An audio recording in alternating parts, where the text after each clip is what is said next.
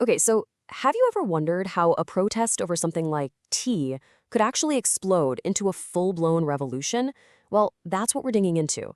We're going to find out how a handful of laws passed all the way over in London pushed the American colonies right to the brink of war.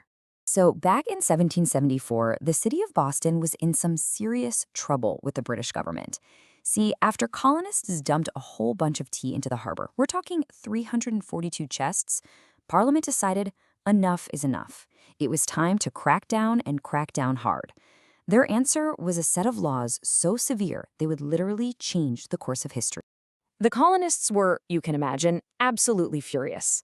They started calling these new laws the Intolerable Acts because, well, that's what they were, intolerable. They saw them as a direct attack on their way of life and on their basic rights as British citizens. So, what did these so-called intolerable acts actually do? Let's start with the one that was designed to hit Boston exactly where it would hurt the most, its economy. First up was the Boston Port Act. This was basically a total economic shutdown of the city's harbor.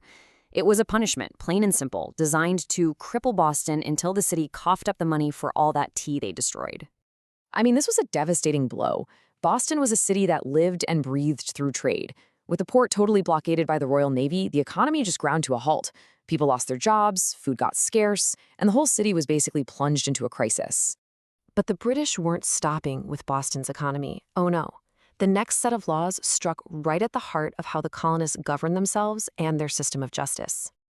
Next came the Massachusetts Government Act, and this one was a real power grab. It essentially stripped away the colonists' right to elect a lot of their own officials and instead put the royal governor, a guy appointed by the king, in charge of pretty much everything. To put that in perspective, imagine if your school principal just suddenly canceled all student elections, handpicked the student council himself, and then said you could only have one school assembly a year.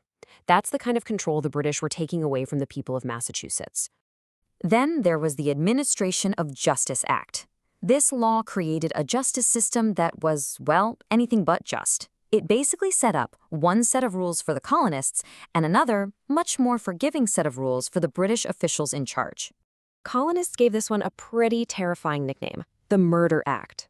Why? Because it allowed British officials accused of crimes to be sent for trial in another colony or even all the way back in Britain, far from any local witnesses. To a lot of people, it felt like a get-out-of-jail-free card for any official who committed a crime. And if all of that wasn't enough to deal with, there was also the issue of the British soldiers. You see, there were thousands of them stationed in the colonies, and well, they all needed a place to live. The Quartering Act forced colonists to provide housing for British soldiers in any unoccupied buildings. Now, soldiers weren't being forced into private family homes, but having a standing army living right there in your town was this constant, intimidating reminder that you were living under military rule. The British government really thought they could make an example out of Massachusetts. They figured they could scare the other colonies into falling in line. But that plan backfired, big time. Instead of driving the colonies apart, the Intolerable Acts pulled them together. For the very first time, people down in Virginia or South Carolina were looking at what was happening in Boston and thinking, hey, that could be us next. They started to see themselves as one people with a common problem. They weren't just Virginians or New Yorkers anymore. They were becoming Americans. So the colonies responded with a united front.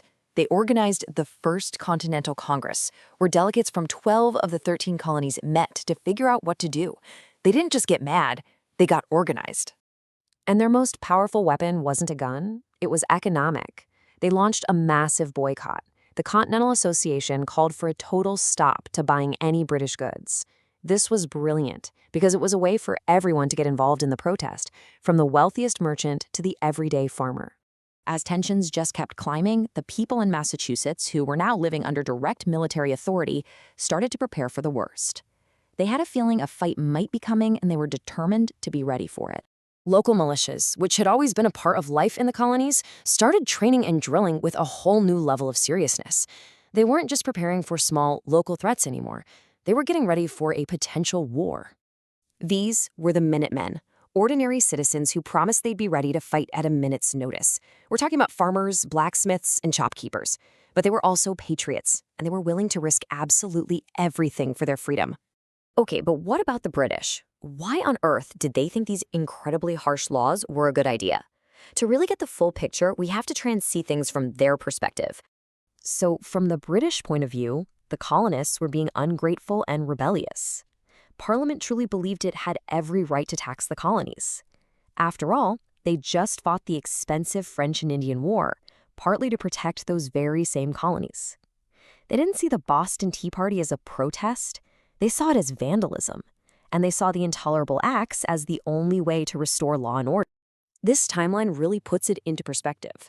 Look how fast things moved. In less than 2 years, a protest over tea had completely snowballed into a unified colonial resistance, and then the first shots of a war. The Intolerable Acts were absolutely the spark that lit that fuse. You know, the Intolerable Acts really were a critical turning point.